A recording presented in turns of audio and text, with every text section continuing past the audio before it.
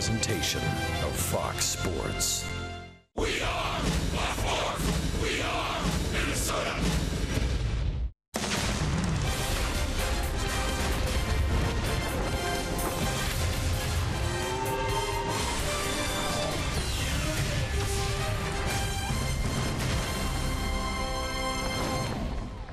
"24 hours from now, the home schedule will be finished for the Minnesota Twins. They've got a night game tonight against the Mariners, then a day game. Twins hoping to pick up a couple of wins here against a wild card contender, and it's already been a good day for the Mariners. The Tigers lost this afternoon, and while the Blue Jays won, the Seattle Mariners need to catch Detroit and Baltimore first if they want to get into the playoffs for the first time since 2001. And we welcome you to Target Field. Dick and Bert with you here at Target Field, where the Twins have not played well. It's maybe the biggest disappointment in a disappointing season. A team that last year played so well in front of their home fans, and they've not done it this year at all. Yeah, in baseball, it's always, if you can play 500 on the road, you're going to win at home. Well, it hasn't happened for the Twins actually at home or on the road. But you look at the difference of last year, they were 11 games over 500 here at home, averaging just over 4.5 runs. Good earned run average 3.6. This year, they are 21 games under 500. Not bad as far as the runs per game, pretty close, but look at the earned run average, 5.17 here at home. As Tom Kelly would say, that is unacceptable. Maybe the defensive highlights for the Twins at home this year have been provided by their center fielder. Byron Buxton gave the fans a big thrill again last night. He'll be with Marty Gellner to talk about the great catch last night that kept the Twins in the game.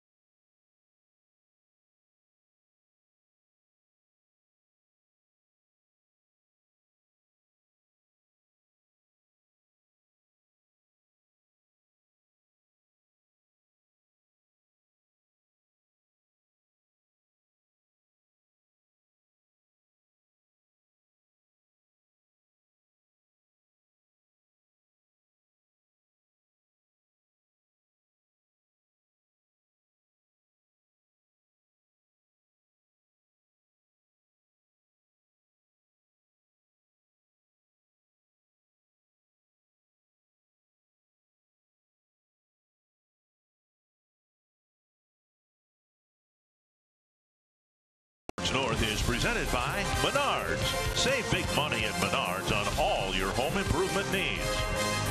By Ram. Get power you can depend on at Ram Power Days. And by Sanford Orthopedics and Sports Medicine for the everyday competitor in all of us. Game 2 for the Twins and the Mariners comes your way tonight from Target Field. Last night, Byron Buxton provided a dramatic defensive highlight when he robbed Nelson Cruz of a 3-run home run. And it was fantastic to watch. Today I asked Buxton to describe what he did and how he made that play. You're playing a little bit shallow. Then what happens as the ball is hit? Really, it's just all about getting my reaction time and finding the wall in time enough to pick the ball back up. And you know, I took off and realized that I'm gonna have to make a tough play and kind of find the wall as I was running back and pick the ball back up when it was coming back down, and just happened to make a good play. And when you hit the wall, kind of flush with right in the middle of your back, what did that feel like? Didn't feel too good. I mean, it's padded, but you still feel the effect, but feel good. There have been a couple of center fielders that have played for the Twins that were outstanding in Kirby Puckett and Torrey Hunter. Both guys I know you're very familiar with, but we wanted to show you a catch from each of those so that you can explain how difficult the catch is and what it is that makes a great catch like these two. So this one, first of all, is Kirby Puckett. When you see this catch, what stands out to you about Puckett's catch? Definitely the timing part of it. You got to be able to time it at the right time. When you get to the wall, you got to be able to find the wall and go up and make that catch. And that was an incredible catch. Like, and here's Torrey. Again, up against the center field wall. Right. Definitely at the end, you saw Torrey find the wall and then pick the ball back up. So it's all about you got to be kind of perfect doing that. Some pretty impressive company. Byron Buxton is in with those guys, and he is in center field again tonight. What will he do against the Mariners? Find out next.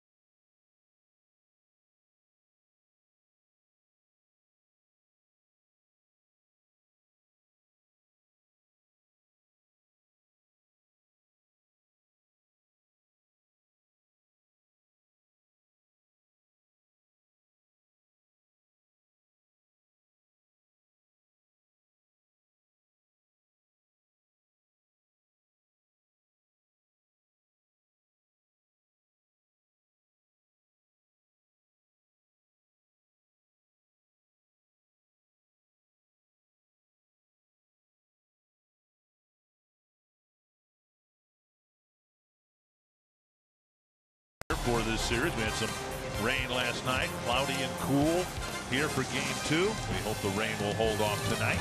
And Tyler Duffy's hoping to get back in the win column. He will have this start, one more start, in hopes of trying to build some sort of a foundation for next year. Scott Servais, in his first year as Mariners manager, he replaced Lloyd McClendon, and they are right on the edge of a playoff spot. They're still very much in the hunt. Here's the Menards batting order for the Mariners. Nori Aoki leading off. Seth Smith and Robinson Cano Nelson Cruz, Kyle Seager, Adam Lind, Leonis Martin, Mike Zunino, and Ketel Marte. And it's been 10 days between starts for 25-year-old Tyler Duffey, looking for his 9th win. His last start coming back on September 14th in Detroit. He got a no decision. He did not pitch well in that ball game, and Neil Allen, the pitching coach, wanted to have a little special bullpen session with him over the last 8 to 10 days. So hopefully it paid off for Tyler Duffey. Northland Ford defense for the Twins. A change in left field. Logan Schaefer is out there tonight. Byron Buxton in center. Max Kepler back in the lineup in right. Sano, that's actually Miguel Sano, Jorge Polanco, Brian Dozier, and Kenny Vargas in the infield, and John Ryan Murphy behind the plate. And behind the plate umpiring, Trip Gibson, Jerry Lane, Hunter Wendelstedt, and Toby Basner on the bases. Twins have lost 7 straight, and they have a home record, as we showed you before, just 29 wins and 50 losses. Tonight they hope to avoid their 100th loss of the season. And Tyler Duffey, who has 8 wins to lead the staff, still has a bloated ERA of over 6.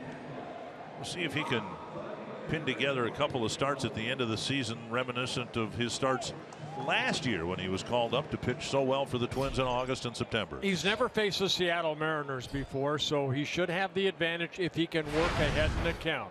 You can look at video, but Duffey fastball, 4-seamer, 2-seamer, curveball, occasional changeup. He'll change speeds on that curveball. Important for him to stay ahead in the count. Aoki takes outside ball 1. Aoki in left field, then Smith, and then Cano.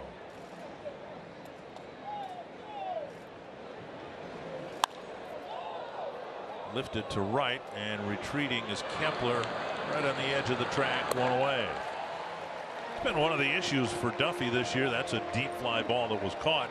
But a guy who just gave up 4 home runs in 2 months last year has given up 23 of them in 124 innings this year. That's why I said it's important to get ahead in the count, because a lot of times he'll fall behind 2-1, 3-1, and then that's the hitter's advantage. 1 out, and now Seth Smith. And with Smith, as we pointed out last night, now the Mariners send their power, and they've got a lot of it, up to the plate. Smith was 16, Cano 33 home runs, Cruz 38, so on and so forth. Tapped up the right side. That'll stay fair to Vargas for out number 2. Boy, you gotta love that right there. 3 pitches, 2 outs. And that'll bring up Robinson Cano. Nothing new for him. 4 hits last night, and a batting average here at Target Field over 400. And picked up a couple RBIs in last night's ball game. He has enjoyed hitting here at Target Field, and that just kind of shows the pitching staff that we put out there against this guy. This is a good hitter. He uses the whole field, but you got to change speeds on him. You have to bust him hard in, let him know you'll go in, and then work both sides of the plate. No one way to pitch him.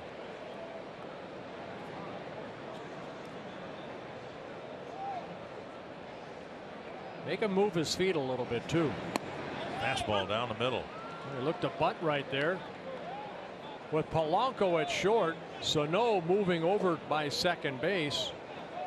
Cano thought about just laying that ball down the third baseline.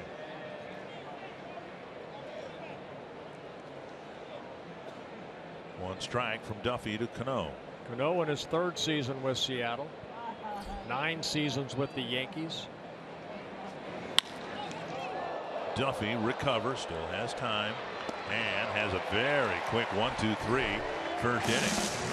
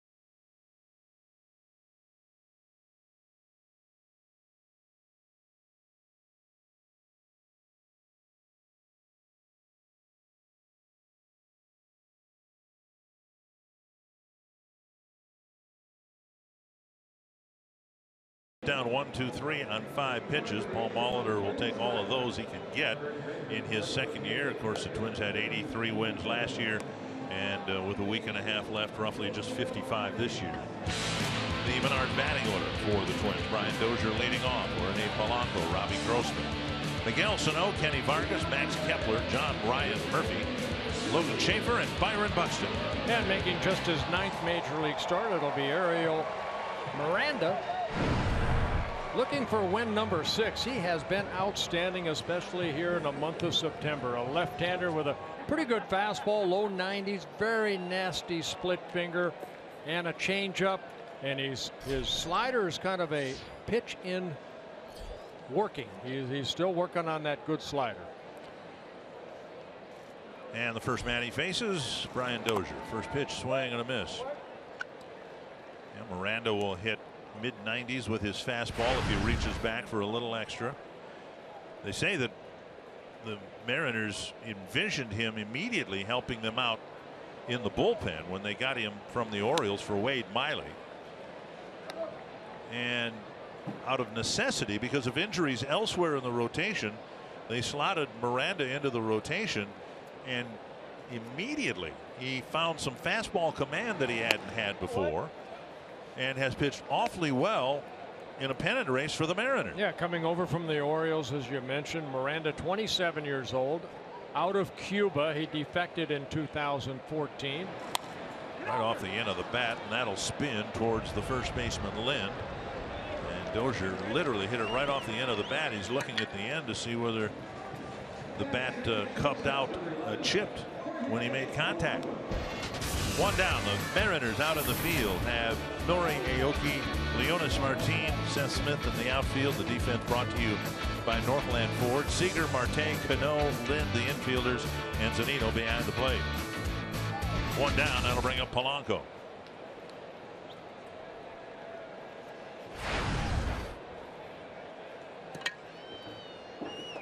James Paxton, the left-hander, pitched in last night's ball game. So some of these hitters like Polanco and Grossman and Vargas get the hit from the side that they've had the best luck with this year. Polanco hitting .333 as a right-handed hitter. There's a drive to left field. That's hit deep to the corner. Chasing it. It's gone. A home run. Aoki went after it, and Polanco cleared the wall.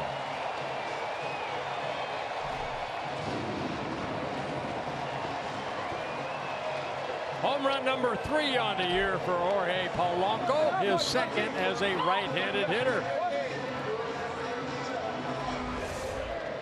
So fastball stayed middle in, and Polanco, good solid swing with that uppercut swing into the flower bed. It looked like, yep, just over the fence. And the Twins take a 1-0 lead. And now Robbie Grossman. Outside, ball 1. Grossman is a right-handed hitter, hitting .363. 6 of his 11 home runs from this side of the plate. And fouled back.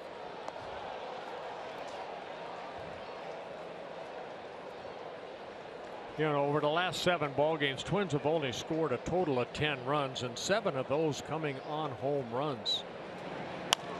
And all the home runs solo. Yep. Across the line, Lind with room makes the catch, 2 down. And that'll bring up Miguel Sano.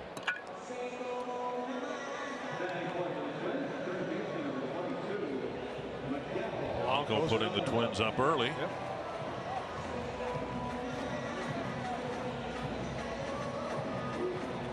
Polanco hasn't had many 0 for 4s this year. He had one last night and responds with a leadoff or a first at bat home run here in the first inning. And now Sano. Chopped to third, and Seager sets and fires.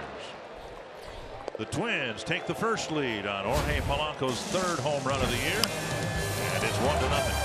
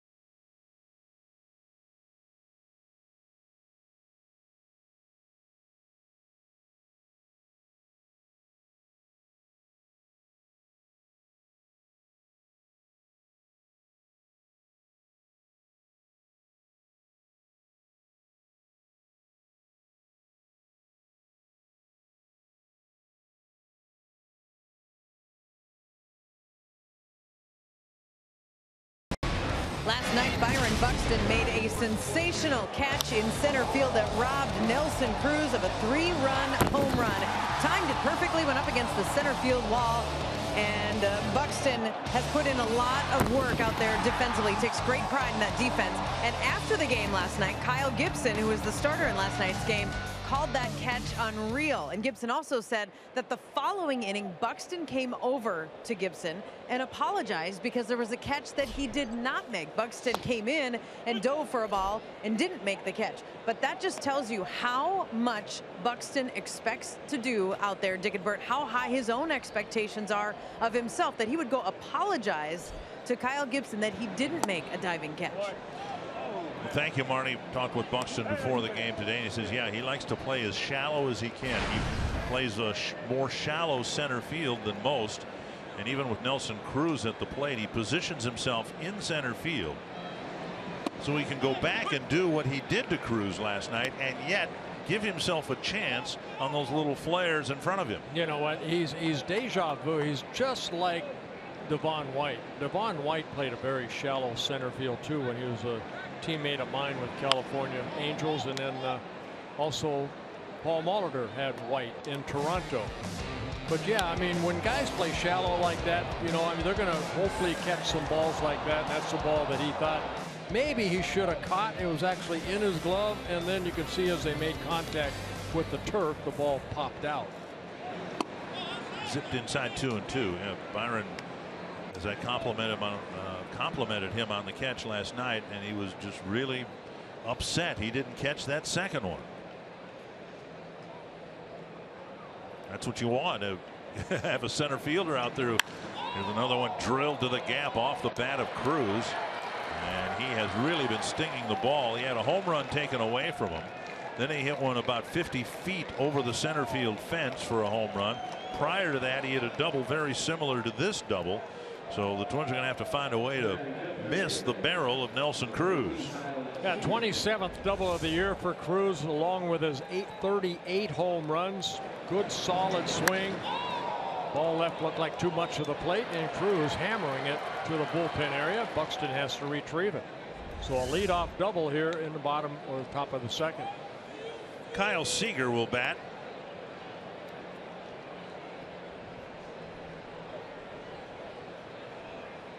Seager with 29 home runs on the year. Pretty good bet. He'll get to 100 runs batted in, as Cruz will. And also Cano, they could have 3 guys with 100 runs batted in or more. Seager having a career year with the 29 home runs and the 96 runs batted in. Also the average.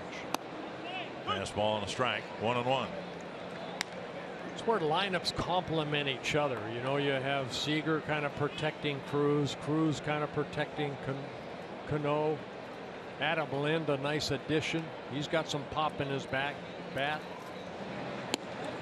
And yet this was a team that couldn't find a place in its lineup for Mark Trumbo. They dealt him to Baltimore. So can you imagine the major league leader in home runs, Trumbo, hitting somewhere in the middle of this lineup? He'd have to be at first base instead of Lind. Now we have an issue. Well, Trip Gibson, I think, getting it from the bench on maybe that breaking ball. Leonis Martin drawing the ire of home plate umpire Trip Gibson. Some chirping from the dugout, which is odd because Martin hasn't even come to the plate yet. Got service with a little shake of the head. 1-2.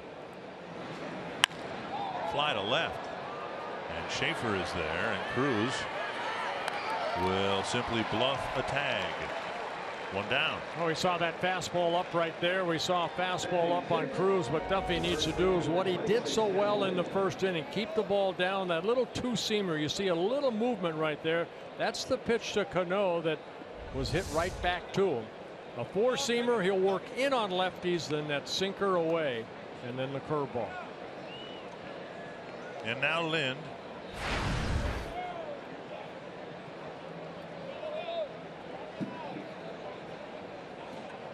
Lind, a guy that has had success hitting the ball out of the ballpark over his career. 186 major league home runs. Inside ball one. He's in his first season with the Seattle Mariners. Last year we saw him with the Brewers.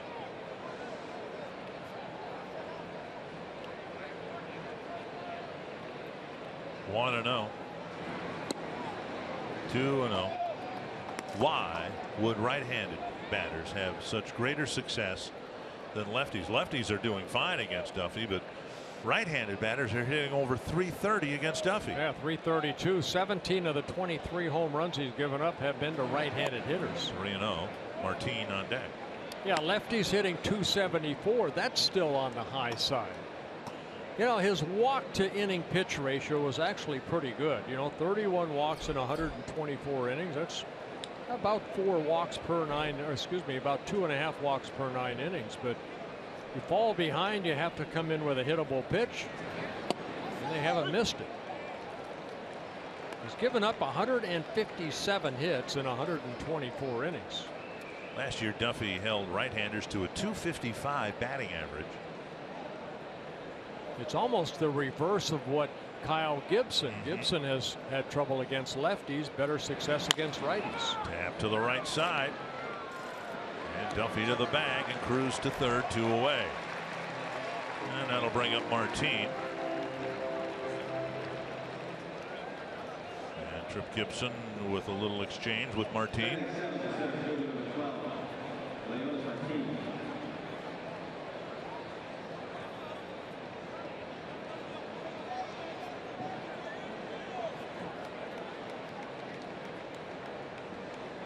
The great Vin Scully, who's retiring after next weekend series in San Francisco, in addition to his brilliance as a broadcaster, was one of the best lip readers of all time. 2 down, and here is Martin. I couldn't make any sense of what the umpire or the player were talking about. Vin would have filled in the blanks. Well, it looked like maybe Martin went up to apologize, and then it looked like, you know, Gibson said, okay, you know, I have no big deal. 1-0. Just don't let it happen again. I have the power to kick you out of this game. And if you're up there with 2 strikes, be swinging. Be swinging. 2-0. Duffy fell behind Lynn 3-0, but came back to throw a strike and get a weak ground ball, and now it's 2-0 to Martin.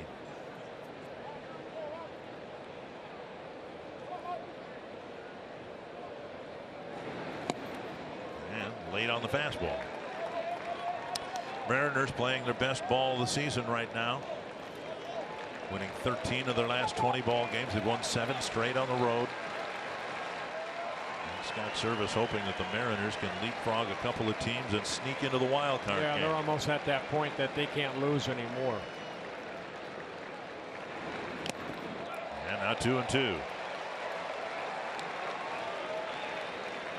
This will be the 20th pitch of this inning, but just the 25th of the game for Duffy.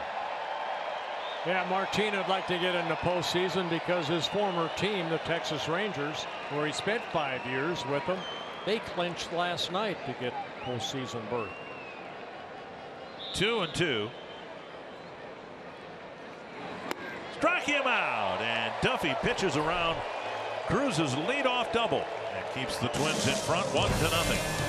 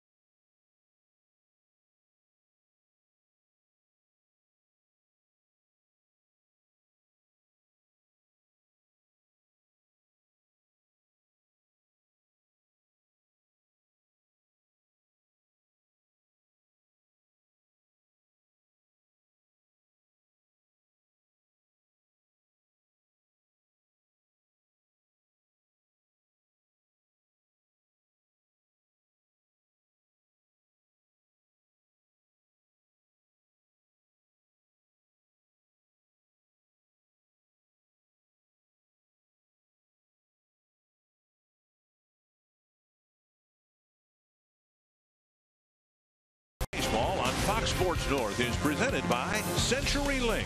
Switch to CenturyLink Prism TV for an advanced TV experience. Learn more at cprismtv.com.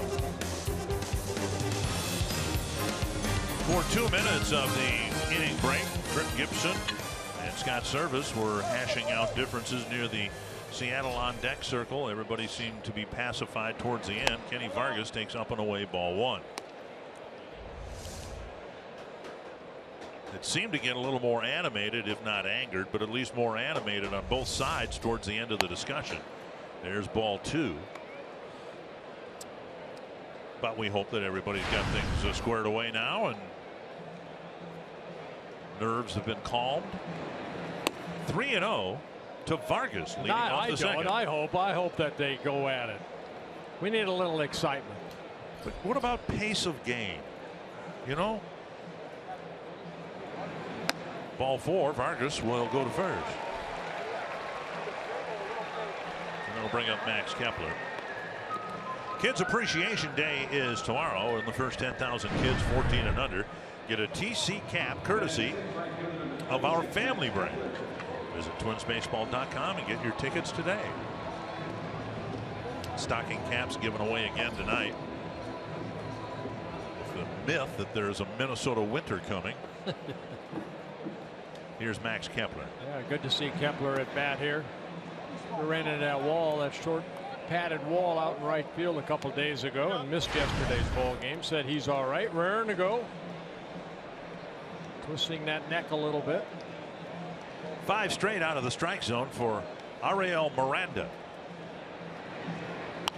Popped up just beneath us. There isn't much that is beneath. 1-1. Woods getting a home run from Polanco in the first. Now trying to do something with Vargas's leadoff walk. Pulled hard, and Vargas has to let it go by. He'll still be able to gain third base, and Kepler will hold up at first. A hard ground ball, and with Lynn holding Vargas on, there was plenty of room on the right side of the infield. And Smith was actually shading Kepler a little bit toward right center. So this ball, yes, hit sharply. But by the time Smith, you see Vargas right there, had to hold up, get out of the way, let it go by. And then Smith had to come running over. And that allowed Vargas to go from first to third. John Ryan Murphy will hit with first and third and nobody out.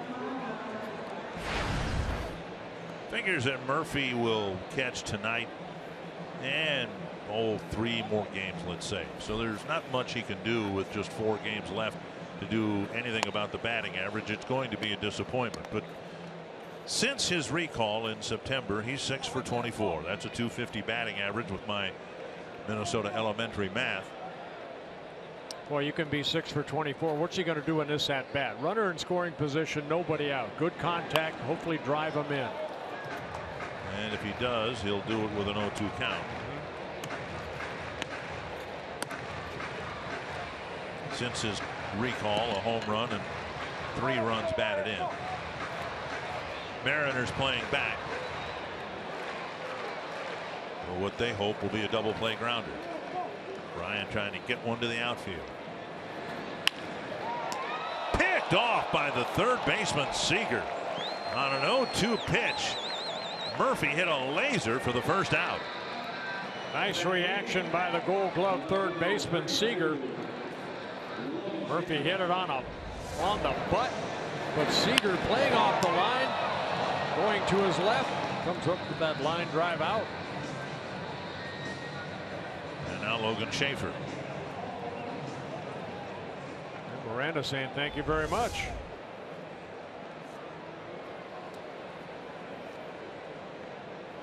Talked about Duffy and his struggles on same-sided hitters or with same-sided hitters. And Miranda's got the same thing going. As a left-handed pitcher, left-handers are hitting .324 against him, much higher than his opponent batting average against righties. We've already seen Kepler hit a sharp ground ball for a base hit. And now another lefty, Logan Schaefer. Thought about a safety squeeze, but took a strike. It would have to be a pretty good bunt to get Vargas in from third base, wouldn't it? Yes, it would. There are the splits we were talking about. And again, we're not talking about 170 innings here or anything like that, but that's a pretty wide split, reverse split.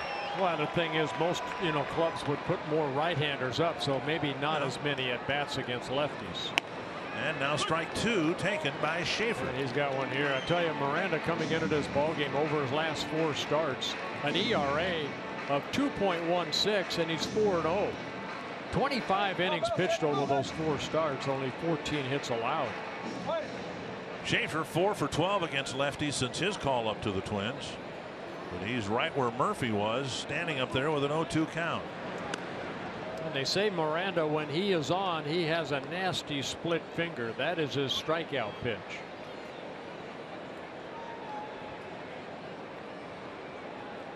There are the numbers over his last 4 starts, all of them in September.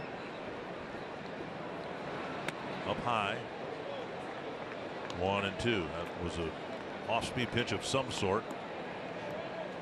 It's probably the splitter.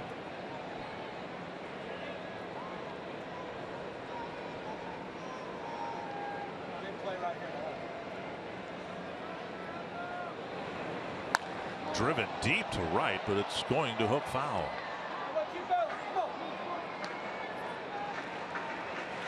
Wade Miley pitching for the Orioles tonight, and he and Baltimore enjoying a 1-0 lead in the second inning. And well, since that trade, though, Miley has not been what the Orioles were hoping he would be. And Miranda's been more than what the Mariners could have hoped. They envisioned him maybe filling a relief role this year. 1-2. Chopped right side. Schaefer's going to have to hurry, and he'll reach first base. Cano with a very soft backhanded flip, and Vargas comes in to score. Yeah, a lot of times when second basemen get that ball like that, they'll make a stronger throw to the shortstop. But maybe with Schaefer running, who runs very well down into that batter's box, the backhanded flip is almost like a changeup. See no play at first base. Marte had no throw. So Schaefer picking up his first RBI as a Minnesota Twin. And now Byron Buxton. Up high, ball 1. Schaefer can run a little bit. The Twins want to see Buxton play out his at bat here, but Twins haven't had many leads over the last 5-6 weeks early in ball games. And Buxton squares to bunt, and Zunino can't handle the pitch. Buxton squaring as if he wanted to bunt for a hit, and in taking ball 2, he advanced Schaefer. Now here comes the pitching coach to talk to Miranda. Catcher and second baseman will join him. Let's take a look at this pitch right here. Yeah, the one hopper getting away. Ooh. Yeah, Zunino. That should be a pass ball, shouldn't it? With the bottom of his glove. A wild pitch? Huh. Catcher's got to catch that. You would think. Well, Mel Stottlemyre, the pitching coach. Mel Stottlemyre Jr. Yeah. His dad was an awfully good pitcher and an awfully good pitching coach. I got my first major league hit off of Mel. Scratch what I said then. Senior. He wasn't a very good pitcher. No, not at all. Oh, he had a great year in a Yankee uniform.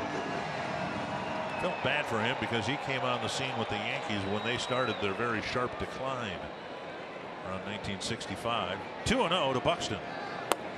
And now 3-0. Dozier on deck. That was an early trip to the mound. That was kind of a curious one. Well, maybe Stottlemyre probably saw something. Keep that shoulder in a little bit longer. 3-1 now to Buxton. Pitching coaches are there to see little things that you might be doing wrong, and you want to tell them right off the get-go. Don't wait till after the ball game. Tell them right there. Maybe that right shoulder maybe pulling out a little bit too much. Big pop up to short left field. And in foul ground, Marte makes the catch, and the inning ends. The Twins take advantage of the leadoff walk and now lead 2-0.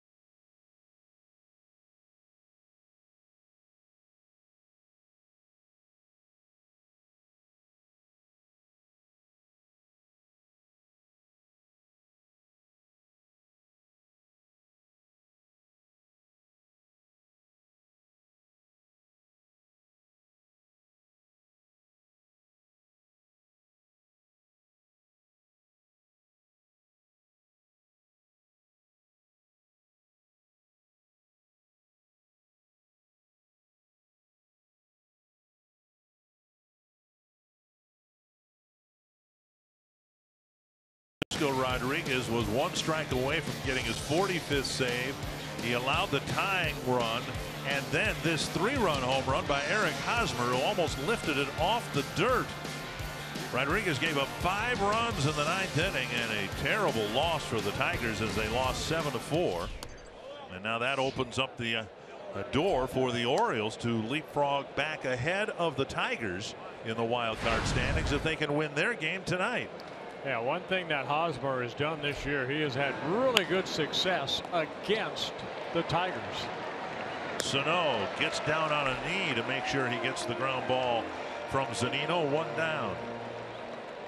Here are the wild card standings with Toronto and the Yankees, a scoreless game until the 8th. And Jose Bautista hit a 3-run bomb. Don't know about a bat flip, but he hit a 3-run home run, and that all but eliminated the Yankees.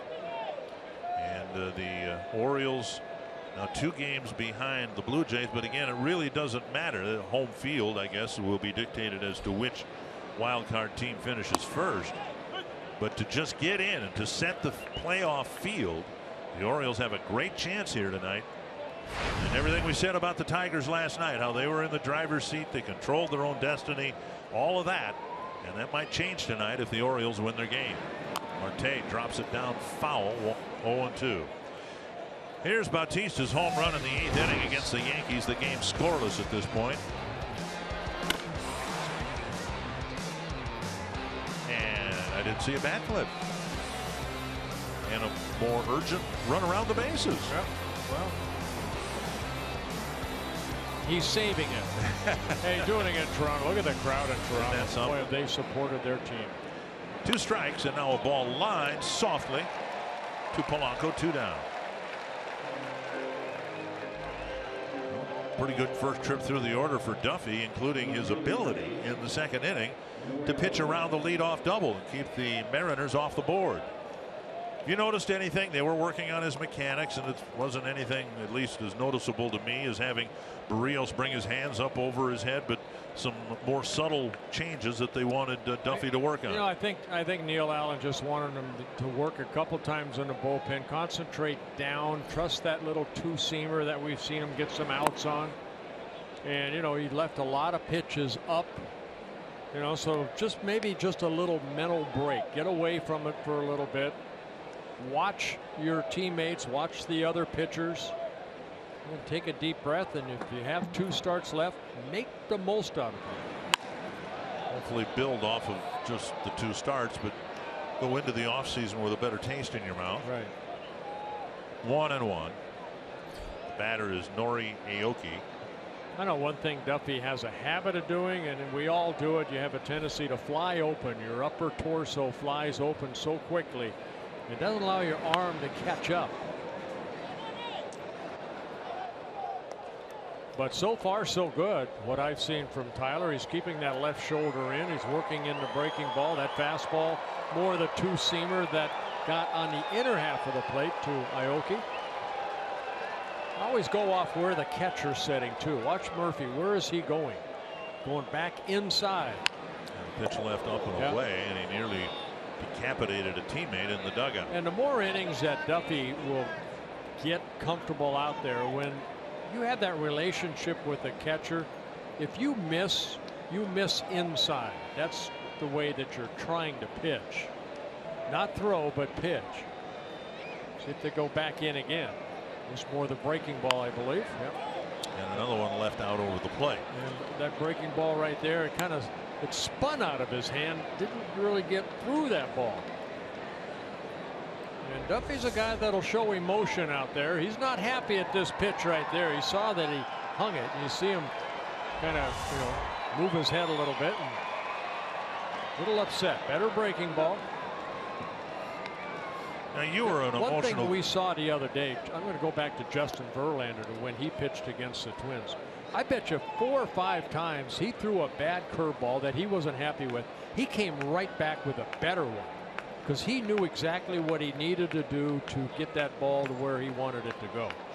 I've seen the inconsistency of Duffy. There's a better breaking ball, and he gets a weak ground ball to Dozier. But he'll get better the more innings he gets under his belt. Another 1, 2, 3 inning, and a good first 3 innings for Tyler Duffy.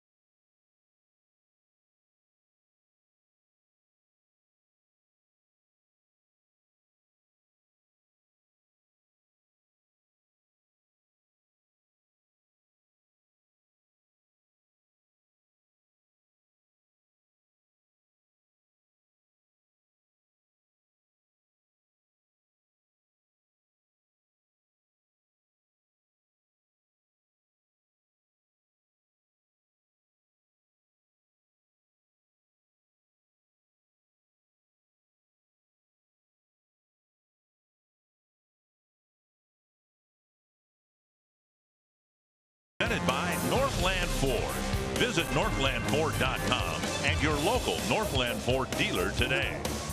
And by Grand Casino, the best stories start here. What's yours? A run on the first, a run on the second. Twins up 2-0. Someone told me a rumor today, and I don't believe it. So someone tried to tell me that a team can score more than one run in inning. That you're allowed to do that. It's just the Twins haven't done it in a week and a half. They've scored single runs when they have scored. There's a pop-up into the twilight. And Seager with a late adjustment, staying with it.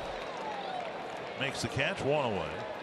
And it's been part of an overall problem the Twins have had in scoring runs in the latter part of September. Early on, season was going okay, at least offensively, 6-8, nothing to brag about, but scoring about 5.5 runs a game. And the Twins haven't scored many runs since then, and when they have, it's been one at a time. It's almost the way that the season started for the Twins when they started 0-9 back in early April. But you know, here tonight, Twins have a 2-0 lead. And I mentioned over the last 7 ball games, 0-7. Yeah, they scored a total of 10 runs, and 7 of them on solo home runs. So they haven't been able to really put together a multi-run inning thanks to a lot of base hits and maybe extra base hits. 2-0 now to Polanco, who lined a home run just over the wall and left.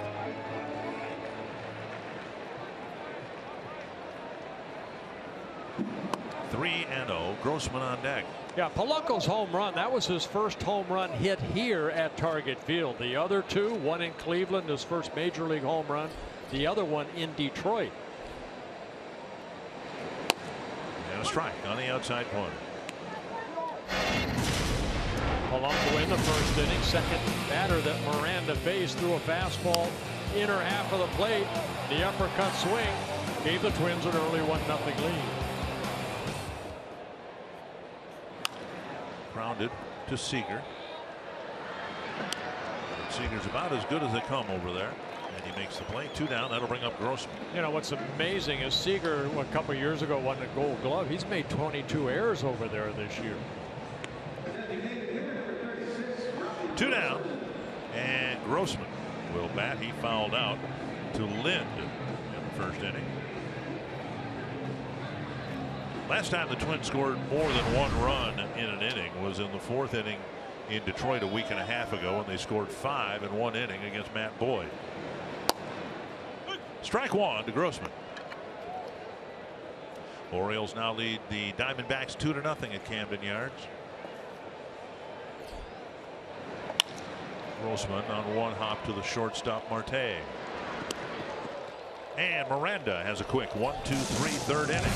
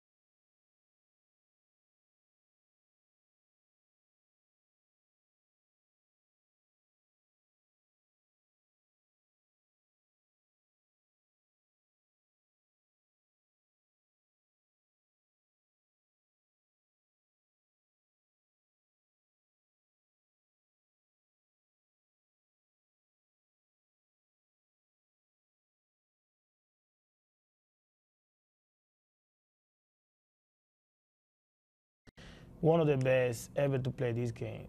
Like I was talking to him earlier today, and he can tell you. I said, you got to get back to who you are. I mean, you got that talent, and you can be the guy. And he's still young. I mean, he still can learn. And one thing that he said, he agreed with me. And then, you know, he can be the face of the franchise for a long, long time. Part of an interview I did yesterday with both Miguel Sano and Robinson Cano. Cano is Sano's mentor. They're both from a town in the Dominican Republic, about 200,000 people, about half the size of Minneapolis, called San Pedro de Macorís. And Sano's told the media here that he's going to recommit himself during the offseason. He's going to lose some weight, come back leaner and in better shape next year in spring training. Presumption is he'll be asked to play third base and not the outfield. You know what? He's just a big framed man anyway. And, you know, you want to be in the best shape of your life. And that's good that you hear that. He should have done that long before. Maybe, you know, Robinson Cano, you know, said that he could be in big leagues for a long time and very good. And you look at Cano, I mean, he was fortunate to come up in the Yankee organization. He was surrounded around a lot of great players, and he became one of them because maybe of who he was with. Derek Jeter and Rodriguez. Bernie Williams, he said, was his favorite player. Yep. And then he got to play with him. Smith, Cano, and Cruz here in the fourth inning. 2 strikes, and now Sano will pull over into the right side of the infield, the slot behind second base. And just missing 2-2. It was interesting getting prepared for the interview. I'd heard of San Pedro de Macorís. Rico Cardi was there. Sammy Sosa was from there. Over 100 big leaguers came from that town in the Dominican Republic. 2-2 to Smith. Chop foul. I was fascinated to find out that there's a player in Twins history who is considered to be kind of the godfather of baseball in that town. Vic Power, or as his birth name was, Victor Pelot. And he kind of adopted San Pedro de Macorís and was very instrumental in the youth baseball program there in the 60s and 70s. Strike 3, a called third strike on the inside corner. A good fastball inside, and Duffy picking up his second strikeout. You know what, Dick? You go down to Dominican, I've been there. Those kids, they love baseball. You know, that's their national sport. And it's a way for these kids to get off the island, too, to help support their families. So they have that little extra drive. Sometimes we don't see that here in the States. Cano's done that in the Dominican. He's funded schools for the Dominican Republic, and during the interview he talked about how important education is to anyone, but how he wants to give that back to his community. Whistles the first pitch he sees into right field for a single. One away here in the fourth. You know, no surprise, this guy, 4 hits in last night's ball game. He's just a pure hitter. Came into this year a .307 career hitter, this being his 12th major league season. Sinker down and away. You make a good pitch, guess what? Good hitters are going to hit your good pitch. That's pretty good movement on that fastball. I certainly mean it as a compliment. I hope Robinson would take it as such. I don't know how long he's going to play baseball, but he's going to live to be 100. Have you ever seen anybody so stress-free in your life? He's so relaxed in everything that he's doing. Here is Cruz, who has been pounding the ball in this series. Buxton took a 3-run home run away from him last night. He had a ringing double and banked one off the limestone above the batter's eye for a home run. And tonight, a line drive double to left center field. He's a guy that likes to extend his arm, so he's a guy you have to show that you will come inside maybe twice in a row to get him to where he doesn't have the opportunity to extend those arms and utilize that strength he was given by the good Lord. 2-0, and a dangerous pitch here from Duffy. Oh. See the swing right there, the uppercut swing, and he knew he missed it right there. Couldn't tell if that was a smile or a grimace. No, he knew. Boy, don't, you know, believe me, I've been out there. That fastball right there, and it's kind of like, ooh, boy, I should have hit that one solid. And as a pitcher, you know, sometimes you get away with it too, and you tell yourself, don't do that again. Is that about that time when if you throw more than too many of those, you ask for the L screen to come out in front of the mound? And so you don't get killed. No, you realize your outfielders aren't playing deep enough because they can't jump over the fence. Stupid fences. 2-1. Breaking ball for a called second strike. Good breaking ball right there. Now, to me, you got to go fastball in right here. You got to run that fastball in on his hands. Make sure you get it in there. He's got that open stance. He's sometimes kind of a diver a little bit, meaning that he'll dive out and get that ball away like that. Breaking ball lifted foul. You know what we've seen from Duffy, and it's one of the reasons why he's there, bringing an ERA of over 6 into this game.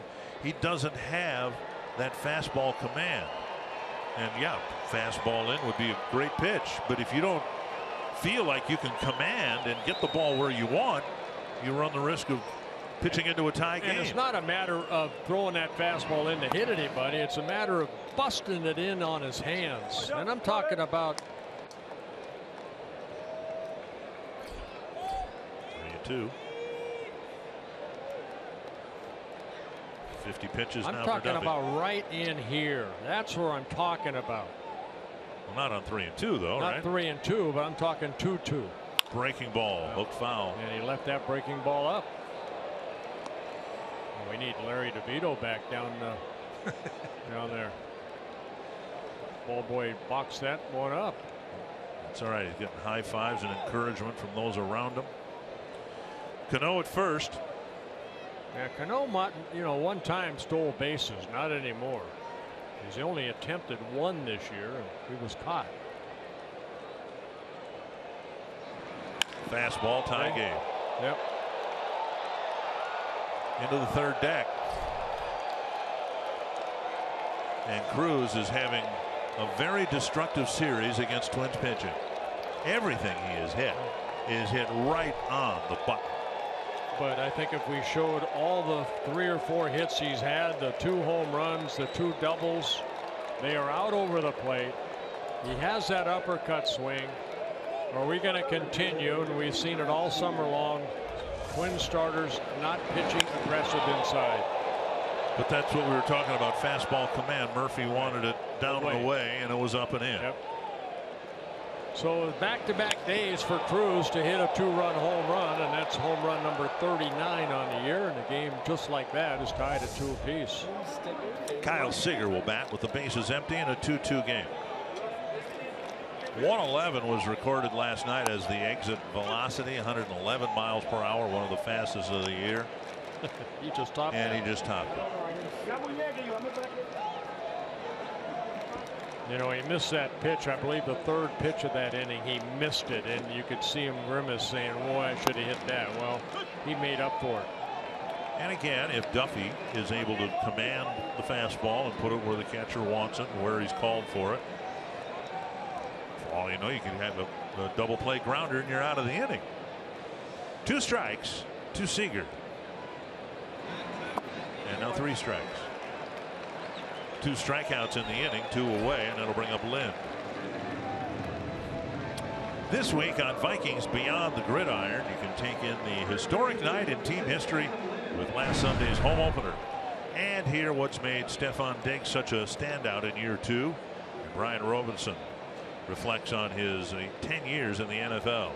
Vikings Beyond the Gridiron is tonight after Twins Live on Fox Sports North.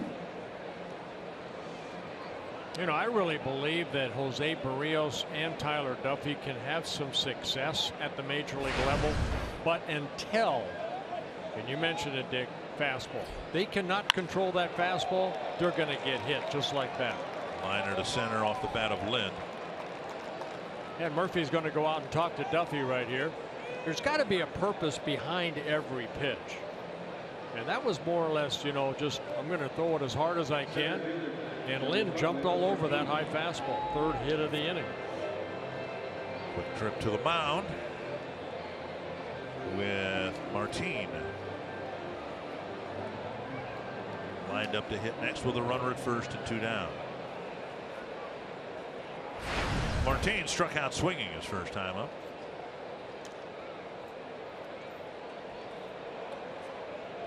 Again, as we were prepping for Miranda's start, and he's really kind of blossomed unexpectedly as a very effective starter for the Mariners. And regardless of who you ask, they'll say, well, it's fastball command. They knew that he had a good arm, a mid-90s fastball, but suddenly now he's able to throw it where he wants. Well, if that's what's made Miranda such a success this year, that's also why Duffy has struggled this year. But it also made Duffy a success last year when he came up and made 10 starts and won 5 ball games, because he had better command of that fastball. He had a sharper breaking ball. I mean, last year he gave up only 56 hits in 58 innings. He comes into this ball game, he's given up 23 more hits, actually 33 more hits than innings pitched. And that to me was always the equalizer for me when I pitched. Ball getting away from Murphy. And scooped by Polanco. And a wild pitch will get Lind into scoring position. Yeah, that's a curveball right there. It looked like Murphy maybe should have caught. Take a look at this breaking ball right here. And that's what we've seen from Duffy too.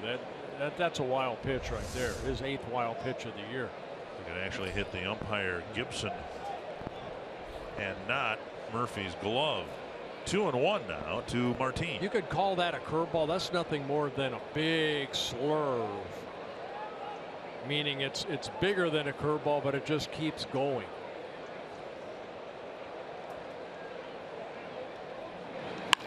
Now to left. And Schaefer retreats, still going back. Leaps and makes a wonderful running catch on the warning track. That ends the inning. 3 hits, all hit hard, including Cruz's home run into the 3rd deck to tie the game.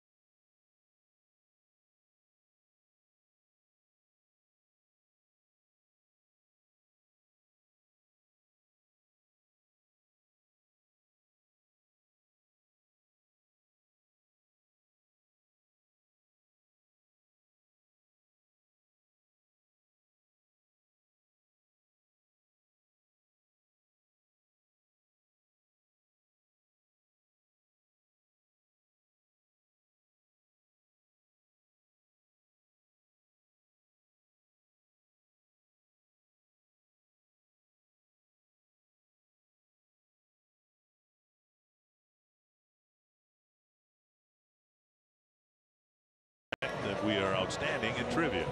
There's our carsoup.com trivia question. Who holds the all-time record for hits as a designated hitter? Ooh, a couple of strong candidates here in the ballpark. Edgar Martinez and Paul Molitor. Miguel Sano to lead off the bottom of the 4th inning.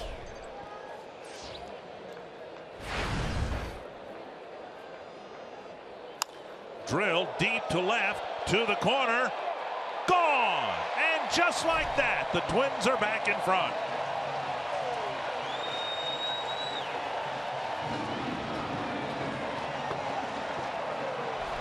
Sano so strong. That ball down. That was a line drive home run over the 339 mark. His 24th home run of the year.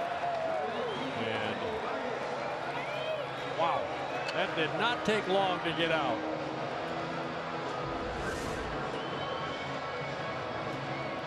almost the same place that Polanco hit his. Hit his a little higher. This is a line drive shot.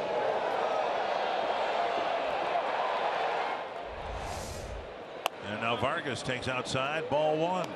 Vargas walked leading off the second and came around to score. And strike. Twins with another single run here in the fourth inning. Mariners got two in the top of the inning, and for the other guys going back to the Mets and the Tigers, there have been 12 multi-run innings against the Twins since the last Twins multi-run inning. And to make matters worse, there have been some 4s and 5s and 6s on the board in that span. 2-2 to Vargas.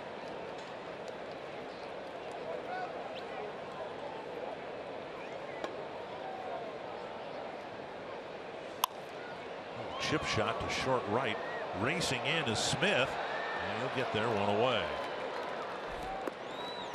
We'll bring up Kepler. 2017 season tickets are on sale. You can choose for the full season, partial season, or the ever popular Flex Play. All season ticket packages include membership in Sweet Spot, the Twins season ticket benefits and rewards program. You can go to twinsbaseball.com or call 612-375-7454 to learn more. Here is Kepler. And there's a strike. Kepler with a hard ground ball single to right in his first at bat.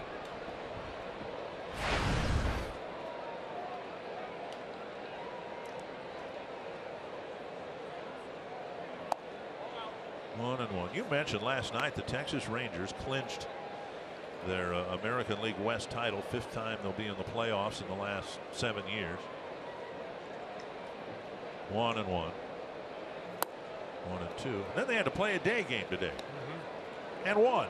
You know what I like to see is we saw it from the Cubs, we saw it from Texas last night. If you know the celebration is nice, but they didn't get overboard as far as all the lot of champagnes. Nice play right there by Lind getting the out at first, and they realize this is just step one of the steps to come. So yeah, Darvish pitched a great ball game. They're trying to get the home field advantage too. Right. Well, even though you win, it's nice, but there's still more work ahead of them. For the Rangers, that was their 92nd win on the year. The one today. Yes. Yeah, beating Oakland. The one last night clinched the championship. What do you remember about the day after the clinchings? Of course, you didn't have the graduated steps that we have now, where you clinch a playoff spot, then a division, then you win the first round, you win the second round, then win the World Series. Striking, it's 1 and 1. 1970, I remember, when we clinched to play the Orioles in the American League Championship. It was okay. I mean, it wasn't the champagne toast that we had. Maybe with there's a third out, but you knew that there was more to come. So Miguel Sano. You enjoyed it, but you knew you had to win more ball games. Miguel Sano's 24th home run of the year on the first pitch of the bottom of the fourth, and the Twins are back in front.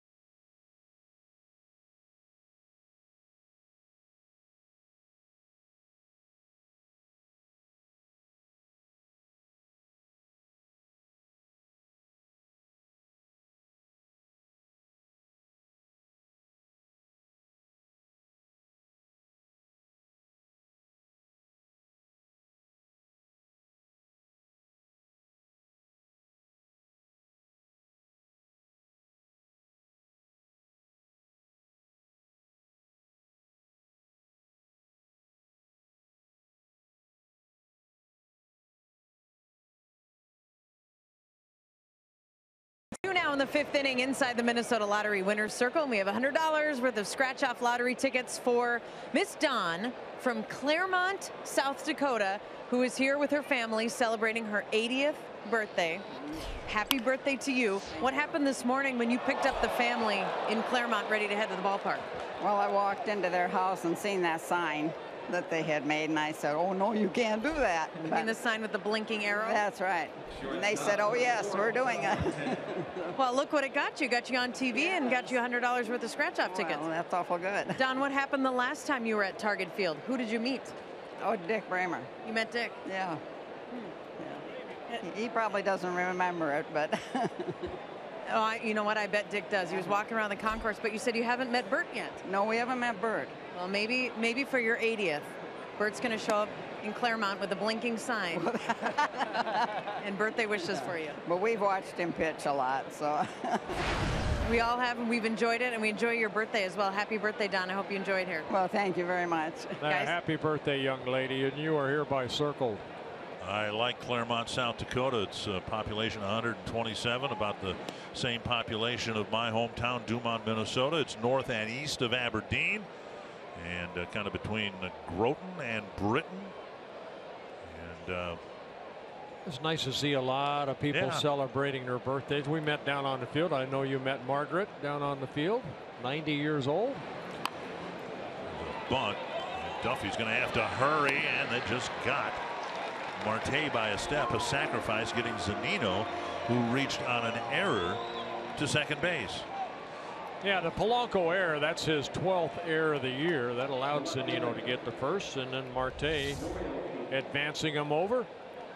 Duffy gets in there, has to barehand it, and then the quick throw to Vargas to get the first out. And now Aoki will hit with the tying run at second. Twins committing 121st error of the year. And now Duffy trying to pitch around the error and the sacrifice to keep the Twins in front through 5. And a first pitch strike. Aoki stands about 5'9", but he gets down in that little crouch position, so he's got a very, very small strike zone.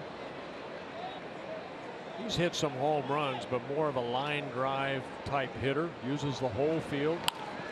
Ball right side.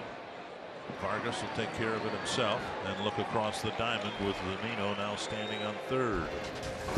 You can make your way to Target Field to celebrate Brian Dozier's historic home run chase. You can secure your seat in Dozier's favorite home run targets through this special ticket offer for a chance to catch history. For more information, visit twinsbaseball.com/Dozier goes deep. 2 down now in the 5th. And Seth Smith will bat.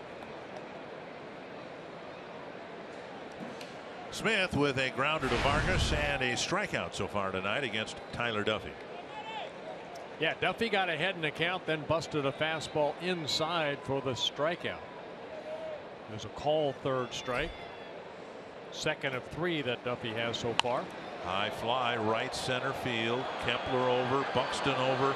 Buxton wants it. He's got it. And Zunino's left at third base, and the Twins still have a 3-2 lead.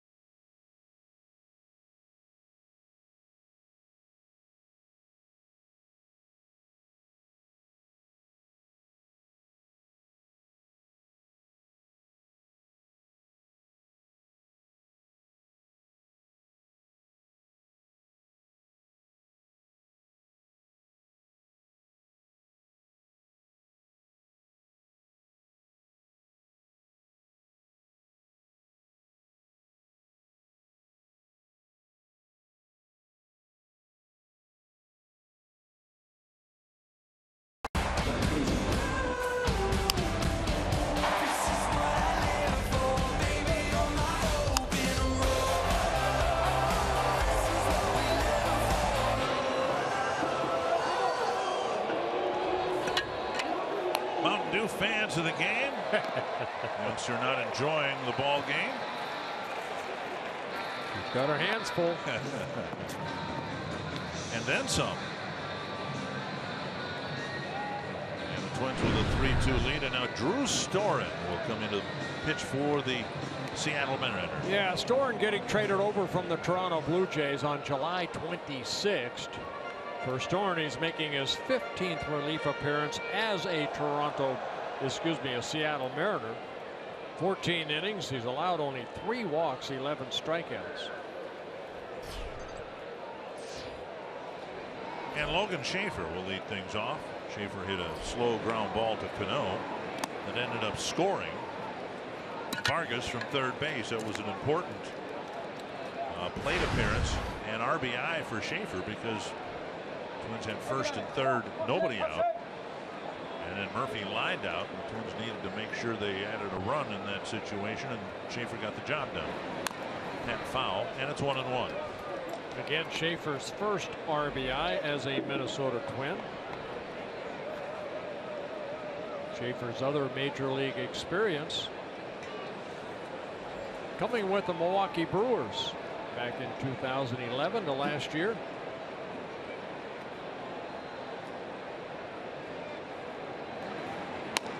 On the outside corner, 1-2. Change up right there.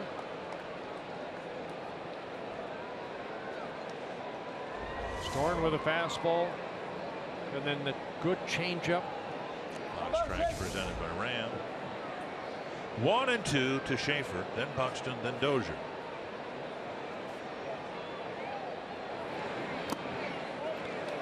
And Schaefer strikes out. 1 away. Tonight's Cold Hard Facts brought to you by the Silver Bullet, clean, crisp Coors Light, and Byron Buxton being called up.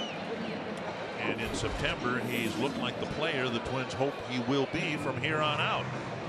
Batting average of now, after going 0 for 1 so far tonight, just under 300. But 22 hits in 22 games, 7 home runs, 16 runs batted in.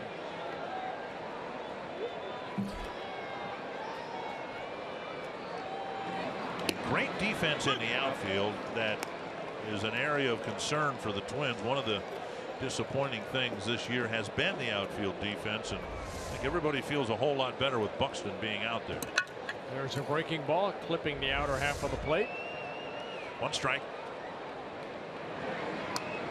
And another off-speed pitch hitting the corner. It's you know 0-2. what I liked about what Buxton talked about with Barney in the pregame was, yeah, I mean, he's having a good month of September, but he knows he has not had the season that he wanted. But he said, you know what, I can't take it out on the field with me. I have to play good defense for my pitching staff. And that's good to hear. Because a lot of times guys will struggle at the plate, and then you'll see them maybe lackadaisical play defense, but not this guy. 1-2.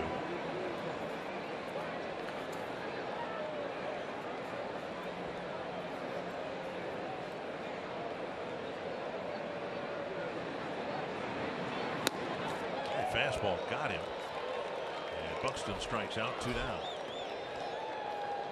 Now Storen has that little bit of a stop in my delivery over the pitching rubber, and then releasing the high fastball that Buxton swings through. Dozier is 0 for 2.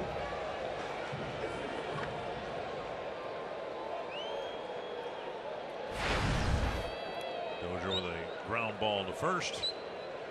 And a foul out to first. Well, Brian's been kind of quiet, hasn't he? Made a lot of noise for a month and a half. Fly ball center field. Martin started over, now back. He's underneath it. And Storen has a 1-2-3 fifth inning.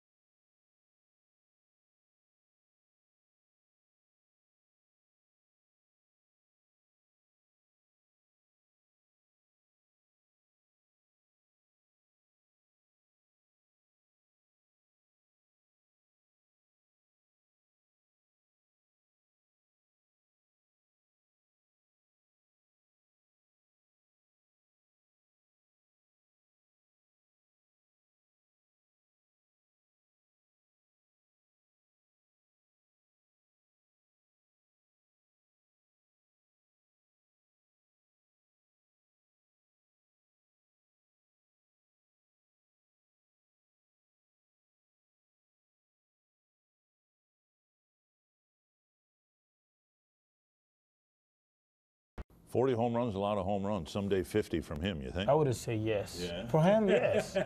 Hey, me with this little body can hit 30, he can hit 50. He teach me to see how I hit a bomb.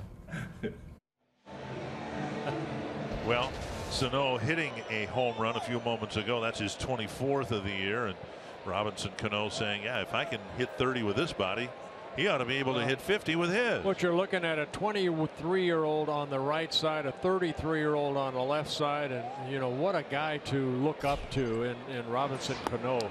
You mentioned earlier, Dick, as much as he gives back to, you know, the Dominican for education and stuff like that. That is awesome. 1-0 to Robinson Cano. Then Nelson Cruz and Kyle Seager. Really important to get Cano here because Cruz is locked in. Back to the mound, and Duffy retires Cano, and that's the first out. And now how are you going to get this guy out? He has been on everything everyone has thrown, right-handed, left-handed. Well, I'm going to say location like you buy your real estate. Location, location, location. You have to make better pitches on this guy. You have to show him that you'll come inside and then repeat inside. Don't just come in once and then throw it away. You have to go hard in. First thing, try to get ahead, maybe with something down and away, either a hard fastball or a hard breaking ball. Murphy sitting away. There you go. There's strike one. Challenged him with a fastball and got a swing and a miss. Taylor Rogers getting loose in the Twins pen. Pitch count still modest for Duffy. This will be number 70. Breaking ball grounded to short. Juggled by Polanco. Still time to make the play. 2 down. And that'll bring up Seager. Every weekday morning, Skip Bayless and Shannon Sharp go head to head on the day's hottest sports topics. Undisputed with Skip and Shannon. Weekdays at 8:30 a.m. Central. Only on FS1. 2 gone quickly here in the 6th, and now Kyle Seager. You might see some action in the bullpen only because I know Duffy's pitch count's still pretty good. Now it's 70 pitches, but remember he hasn't pitched since the 14th, so he's had a little time off. On a perhaps related note, Paul Molitor said today in his meeting with the media that Ervin Santana will start one more time. He'll go Wednesday, and that we should prepare ourselves for the idea that he may not go 7 innings and 110 pitches. I think they're going to eventually kind of compromise. I got the sense that, you know, Paul and Neil Allen gave Ervin every opportunity to say, well, look, I don't want to pitch. And Ervin said, well, I want to pitch. And then they said, well, okay, but maybe we'll just back off a little bit for your final start. I chuckle only because, you know, it's a 162-day schedule and you're expected to go out there. 1 and 2. And I'm glad that Ervin said that he wants to pitch. If you could somehow take the Nelson Cruz at bats out of this game by Duffy, he'd be pitching a marvelous game. He got a chance, having gotten Cruz a moment ago, to get Seager and have a 1-2-3 6th inning. Up the middle.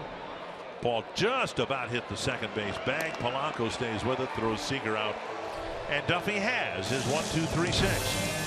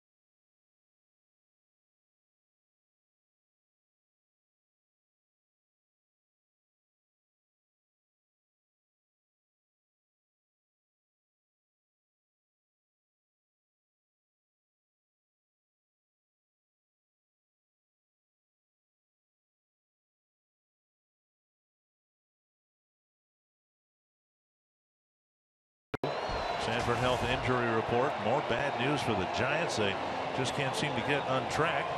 Gonna miss Johnny Cueto's start tomorrow with a strained left groin. The Giants trying to win a wild card spot in the National League. Well, they've had a teeter-totter type season. They've been real good and then they've been real bad, and they're hoping that they finish the season strong. Here's Jorge Polanco, who will lead off the 6th. Grossman and Sano will follow. Strike on the outside corner, and Storen has come in and thrown 10 pitches, 8 for strikes. He had 3 very quick outs in the 5th inning, including a couple of strikeouts.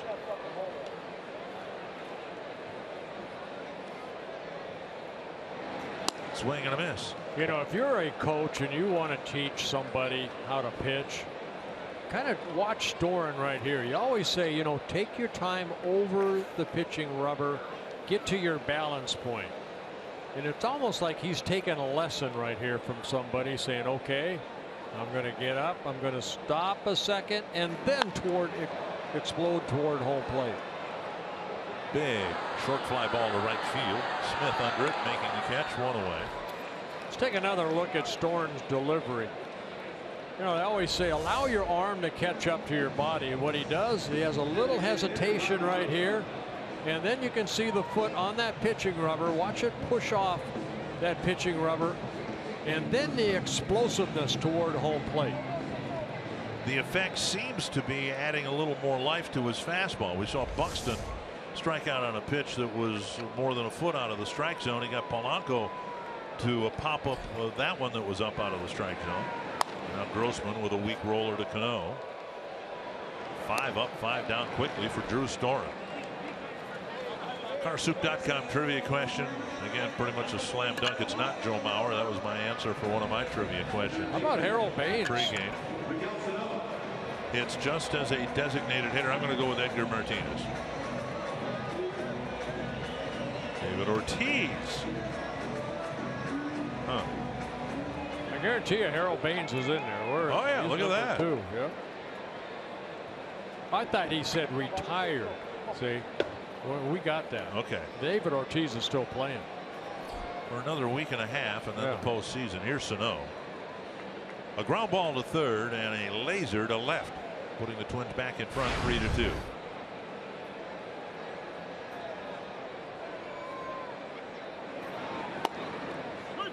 Changeup at the knees. Storen has added that hesitation in his delivery, it seems like, and reinvented himself as a pitcher. Breaking ball for strike 2. So his first 2 offerings to Sano, 84 and 79 miles per hour. Well, he was really struggling in Toronto before he was traded over here. He had a 6.21 ERA and 38 relief appearances. And on 3 pitches, Sano is gone, and you could not pitch through the 5th and 6th innings any more efficiently than Drew Storen did.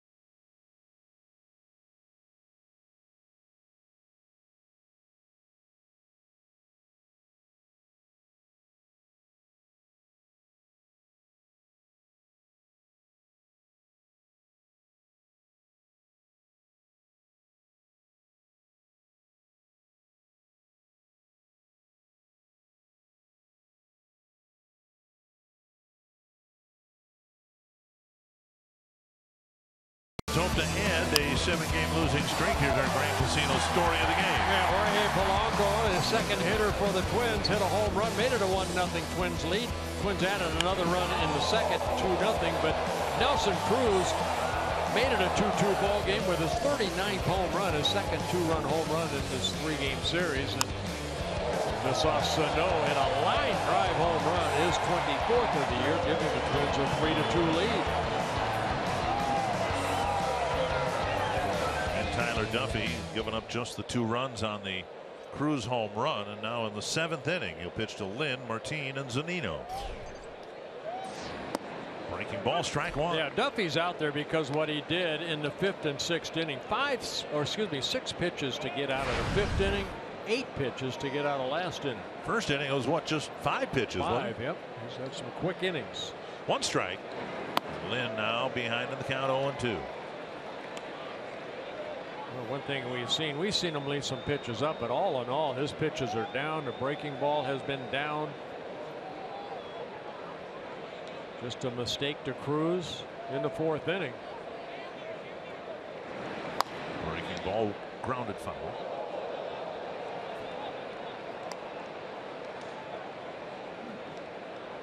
It's a Seattle team that has a lot of power, not just Nelson Cruz, but they're 5th in the league in scoring runs this year. So far, Duffy's done a fine job.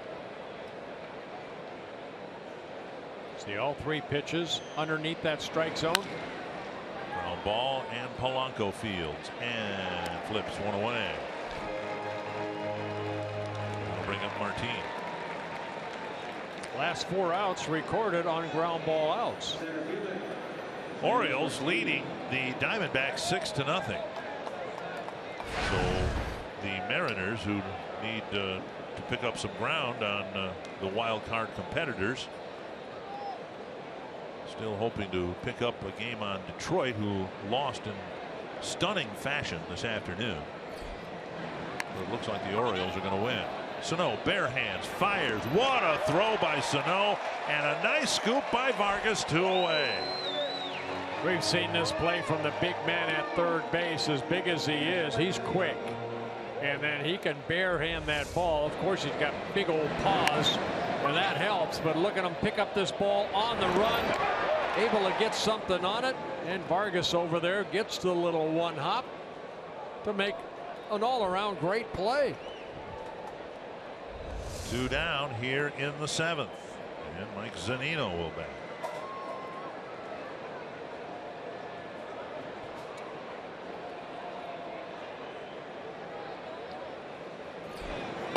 Strike on the outside corner. This is what has to be particularly pleasing for Neil Allen and certainly Paul Molitor and probably most of you at home. Here's Duffy with sharpness and velocity in the 7th inning. Something he did regularly last year when the Twins were in the pennant race, but he's had a hard time recapturing that effectiveness the 3rd and 4th time through the order. And this is how you get deep into the ball game too. Look at the amount of pitches he needed. 23, the most he needed in that 4th inning when the Mariners tied it to 2 apiece. So far, 3rd time through the batting order, the Mariners are 0 for 7, and they've only gotten 1 ball out of the infield.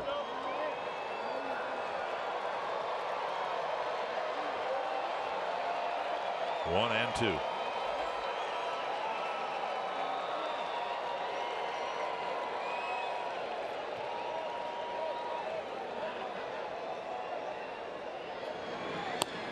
Two and 2.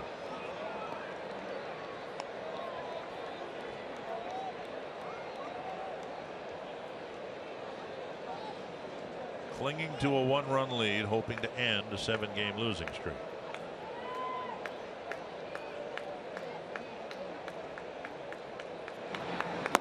And now full count. No walks issued by Duffy. Well, last time he's gone 7 innings was 5 starts ago against the Kansas City Royals. It worked 7 innings in his 8th win of the year. Gave up only a couple runs to the Royals here on August 13th.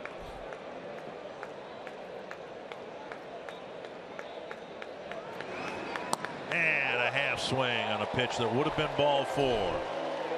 Second straight 1-2-3 inning for Tyler Duffey, and the Twins hang on to that 3-2 lead.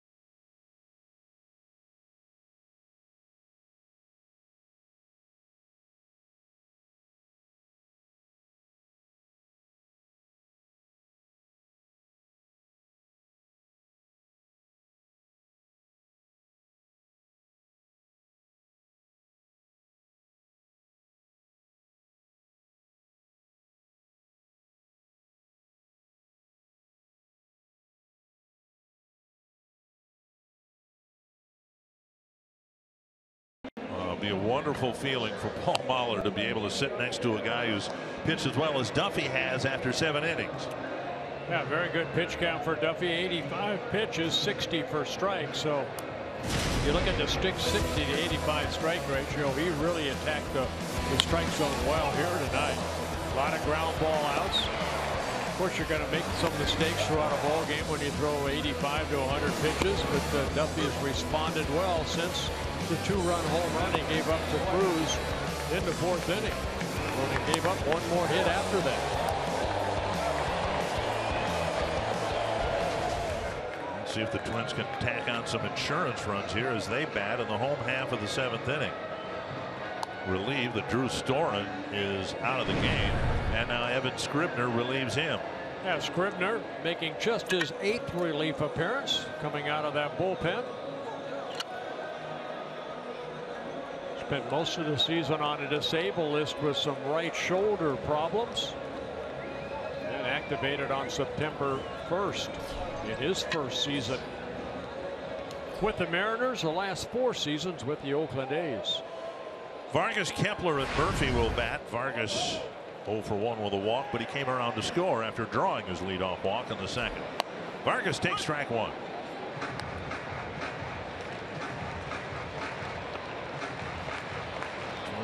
3 runs on just 3 hits. 2 of them solo home runs, and now Vargas finds that Scribner is a strike thrower just like Storen was.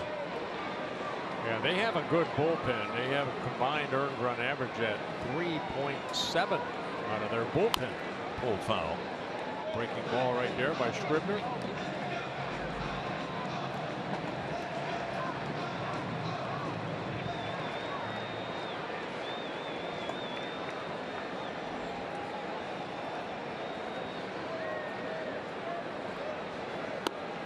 Front of the changeup. 1 down in the 7th. Time now for greater coverage of baseball, presented by T-Mobile. A look around the major leagues. Yu Darvish with a pretty good ball game, I should say so. Just 2 hits over 7 innings. The Rangers look ready to roll in the playoffs. Stephen Piscotty hit one all the way out of Wrigley Field, his 22nd home run of the year. And Dustin Pedroia with a grand slam and a couple of hits. Kepler with a drive to right center field, deep to the gap, and caught right in front of the wall. Smith hauls it in right at the fence for out number 2. Good concentration by Seth Smith out there, because that ball, we've seen a lot of times outfielders will kind of give up on that ball. In last night's ball game, he kind of boxed up a ball that Sano hit out in right field, but here Smith As Kepler hits it right on the button, goes back, good concentration. He knows he's on the warning track. Kepler hit it well, but it's the second out of the inning. And now John Ryan Murphy taking a little extra time getting in the box with the 2 quick outs here in the bottom of the 7th.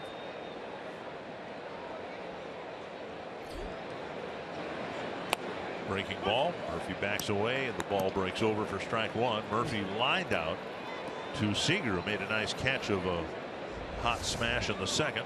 Take a look at this curveball right here. Look at the break on that. Same one that struck out Vargas. A little quicker break. Fox Tracks presented by Carrier, and now a fastball fouled to the backstop. Murphy with a line out to Seager and then a foul out to the catcher Zunino.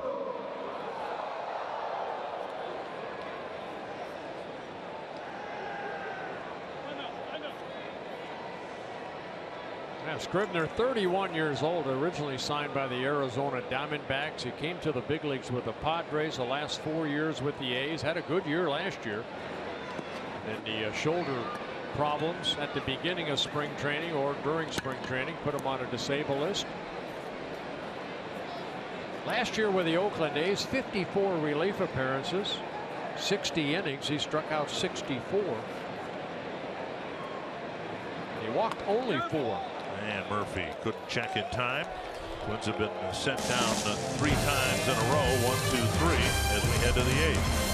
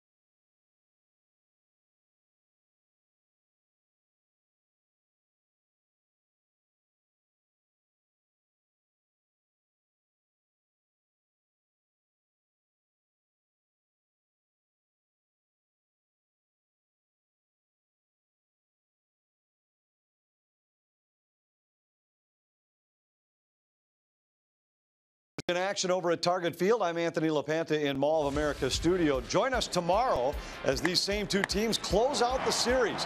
We'll get it started with an early edition of Twins Live. Join us at 12:30 here on Fox Sports North for the series finale between the Twins and the Mariners. Now let's head back over to Target Field.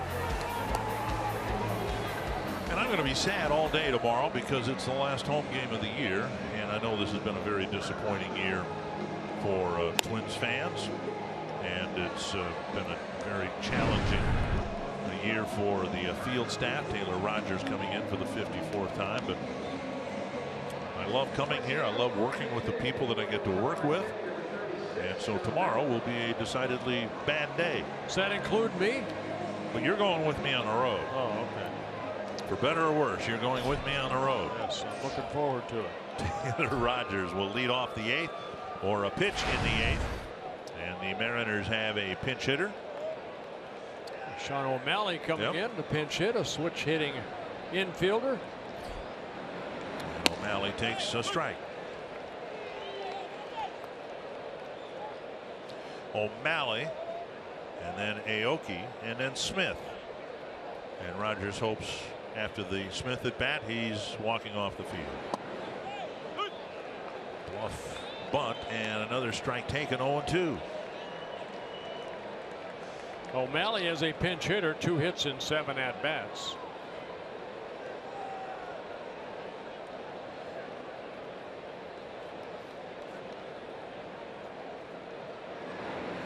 And a half swing, strike 3. And Murphy controls the carom.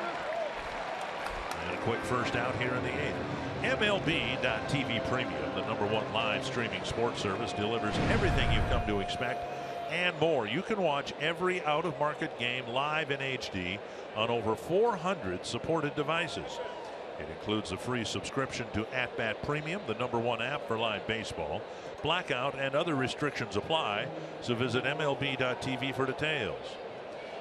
Aoki will not hit, and it'll be Franklin Gutierrez instead. Yeah, Gutierrez pinch hit in last night's ball game in the 7th inning and got a base hit. And as we mentioned in Seattle in late May, he had 2 home runs against the Twins.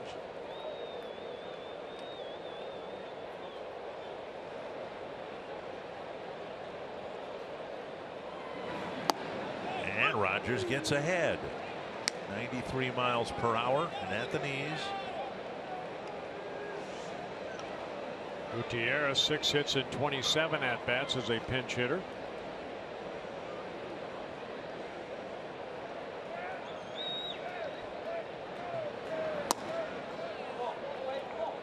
One and one.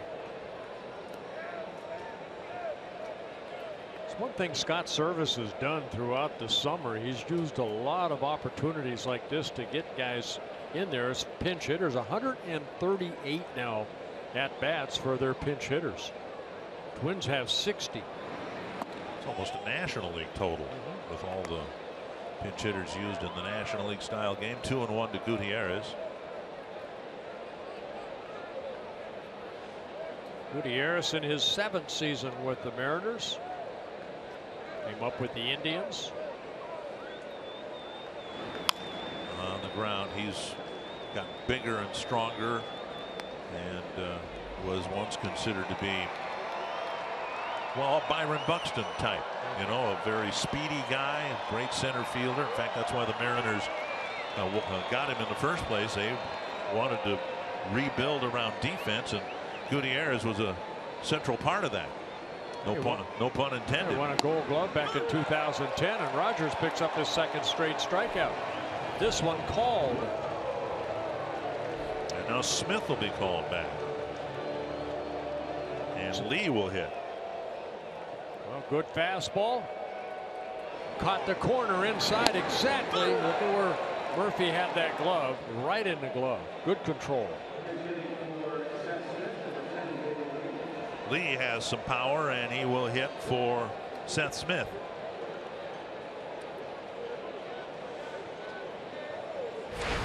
Lee in his first season with the Mariners, signing out of South Korea.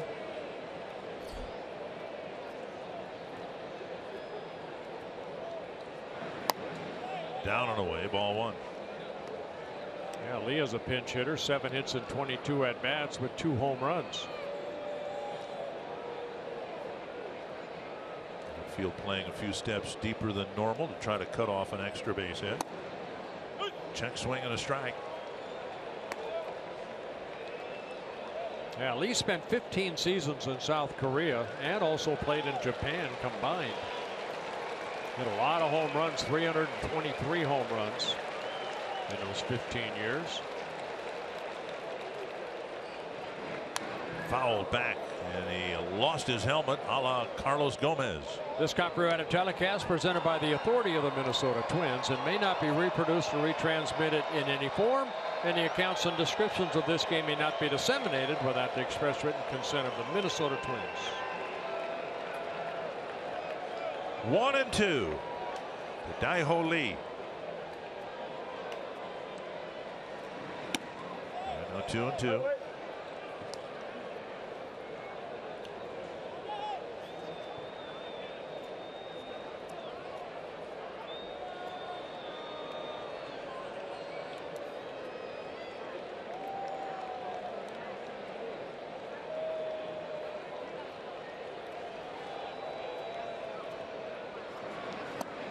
Just missed the corner with a breaking ball. 3-2 with Cano on deck. And Lee laid off of that. Watch the curveball. Looks like a fastball, and then the bottom drops out of it, but Lee took it. Full count to Lee.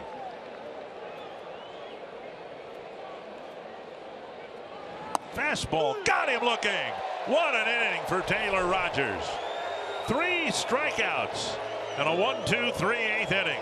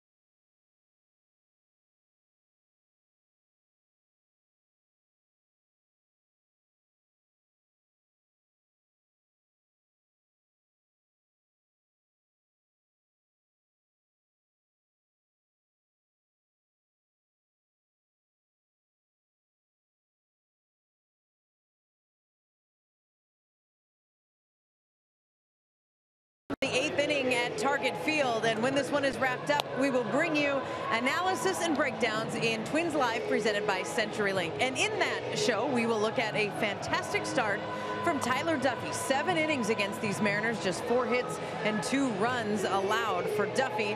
And we'll also look at Nelson Cruz and the way he has hit the ball again tonight. A couple of hits, a double and a home run included there. Plus, we hear from the manager, Paul Molitor, all after the Twins wrap up this win tonight at Target Field. Dick and Bert. It'd be nice to end the losing streak at 7 games. See if the Twins can add some runs against Tom Wilhelmsen. Wilhelmsen making his 49th appearance overall, his 28th as a Seattle Mariner. Spent the first part of the year with the Texas Rangers. Wilhelmsen will face Schaefer, Buxton, and Dozier. Hard throwing, erratic right-handed pitcher.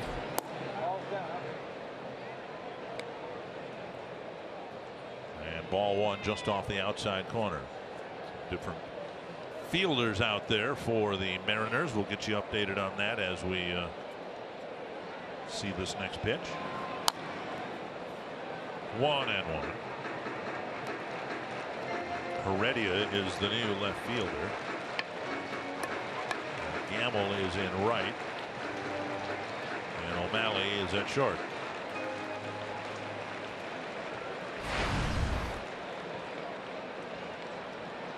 One and one to Schaefer. Taken low.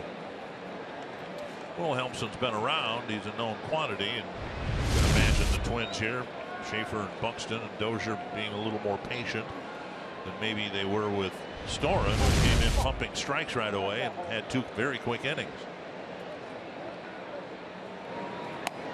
Off the plate now, 3-1. Well, he had some good years for the Mariners, and then over the winter he was traded to the Texas Rangers, and then on the middle of June, Rangers let him go. He was granted his free agency, and he re-signed with Seattle on June 22nd. And a strike on the outside corner to fill the count.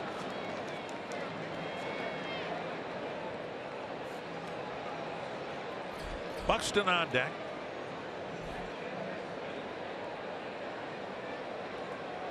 Wilhelmsen, big man, 6'6", about 220. Called third strike. Wilhelmsen came back from 3-1 to get a couple of called strikes past Schaefer, 1 away. They're Bullpen picking up some strikeouts now. 3 1/3 innings. They have 6 strikeouts. Twins haven't had a hit since Sano's home run leading off the 4th inning. They haven't had a base runner since then. Leading 3-2 with just 3 hits. Strike 1 now to Buxton. Seager, the third baseman, playing about even with the bag at third. Earlier tonight, Buxton threatened to try to drop down a bunt.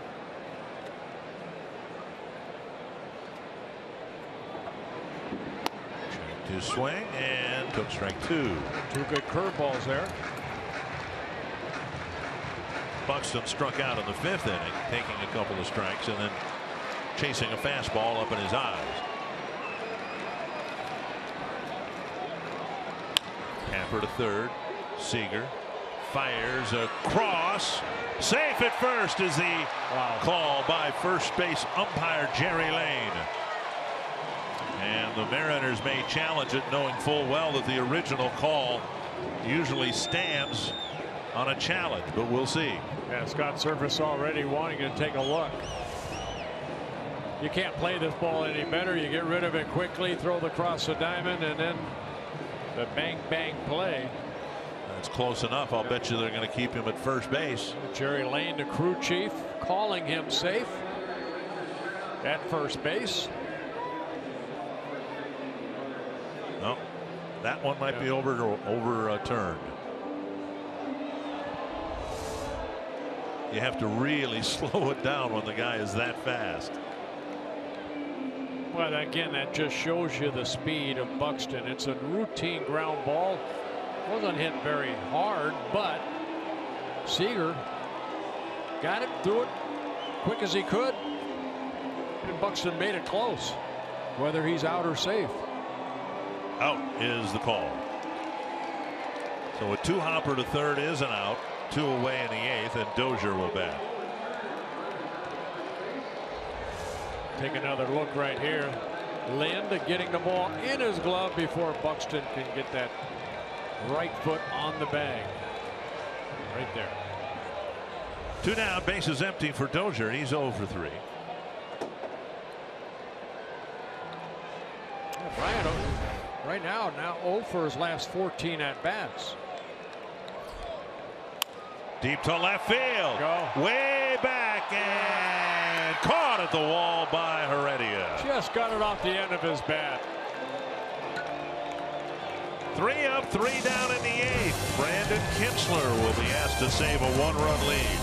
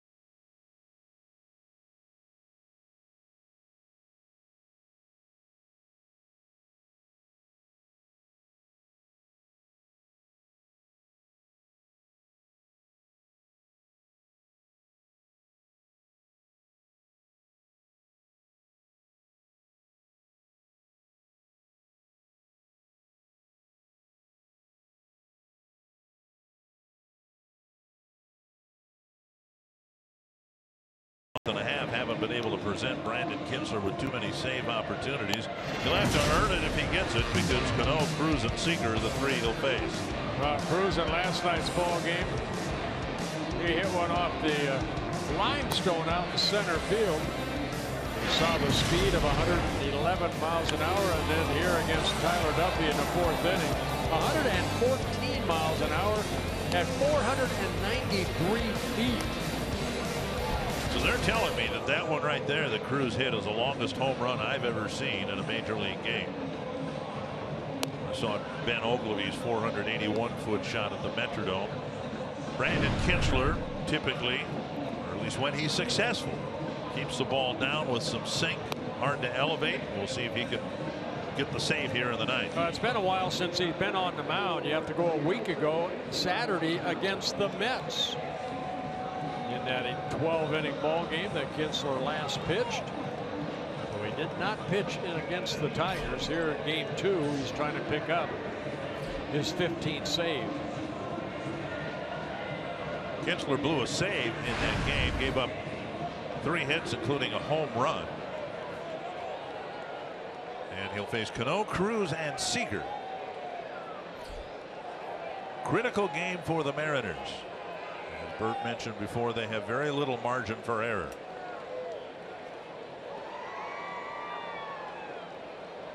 Cano takes a strike over the inside corner.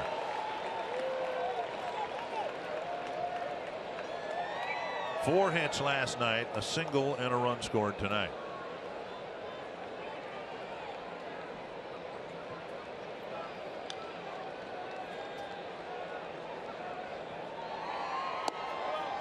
Just outside 1-1.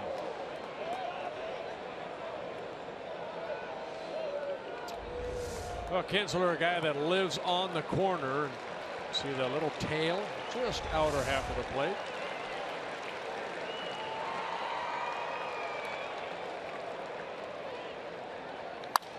That's looped to left and down for a hit. Cano's aboard, leading off the 9th inning.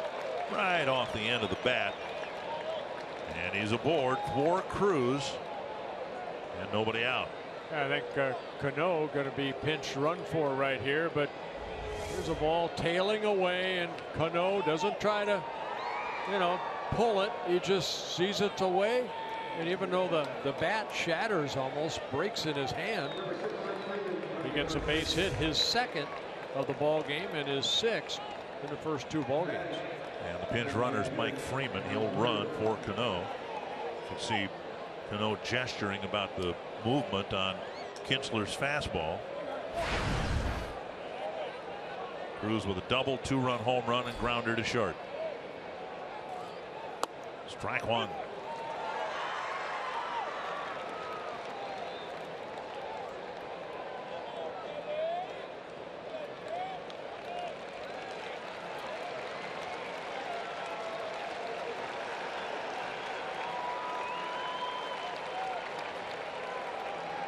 First. Cruz has bounced into 15 double plays on the season.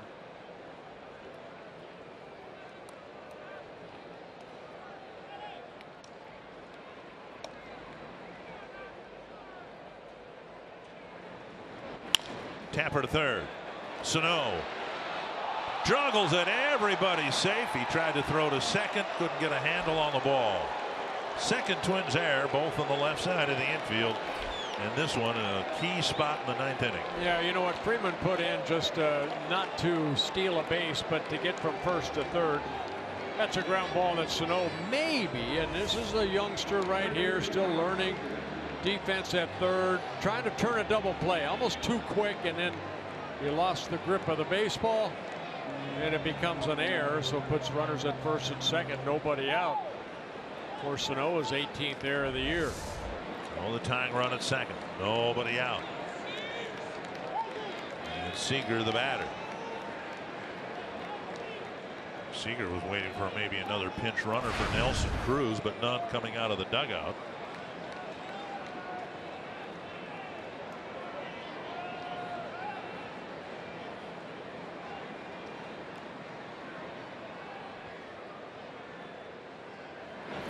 The challenge on that ground ball, I don't think would have been getting Cruz at first base in trying to get the double play. It was getting Freeman at second. That would have been the closest play. Yeah, but again, I think he was trying to hurry his throw rather than just make sure you get the out and let Dozier get the second out. but it didn't work. 1 strike to Seager. Nice block by Murphy. He watched that all the way down into his chest protector. Well, this is a changeup right here, a 2-seamer. See the movement, and Murphy doing a good job of keeping it in his glove.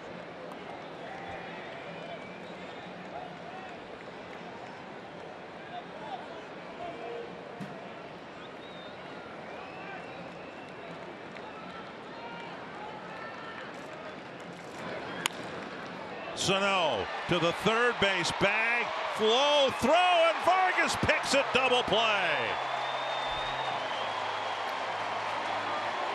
That's a heck of a play by Kenny Vargas. Sano threw a sinker across the diamond, 2 away.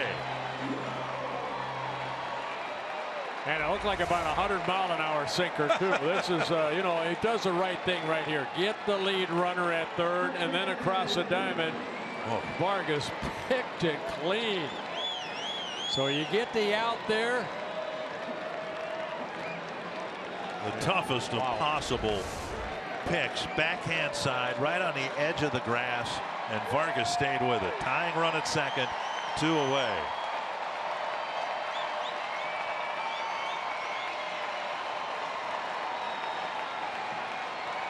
And still no pinch runner for Nelson Cruz at second. Adam Lind, the batter. Strike on the outside corner. Scott Service has used so much of his bench. He's got Vogelbach and 2 backup catchers as pinch run possibilities. So Cruz is left in the game. These 2 guys were teammates last year, Kinsler and Lind, in Milwaukee. 1 strike to Lind. 2 strikes. Good changeup right there with some movement.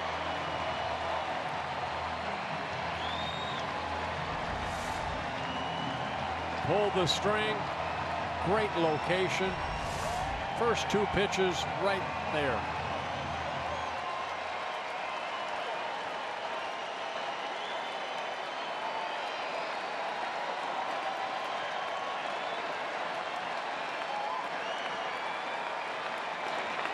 Popped up left field.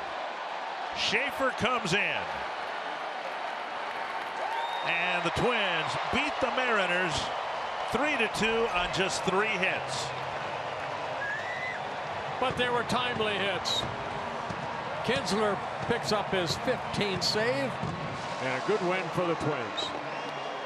Well, Miguel Sano with a big home run and an error in the 9th inning, but a nice defensive play. Tom Hanneman, the Twins end their losing streak with a nice win here tonight. Dick, oh, what a relief it is. A much-needed win for the Twins here at home. Up next on Twins Live, presented by CenturyLink. We'll talk about Tyler Duffy's night, hear from Paul Molitor, and preview the series finale.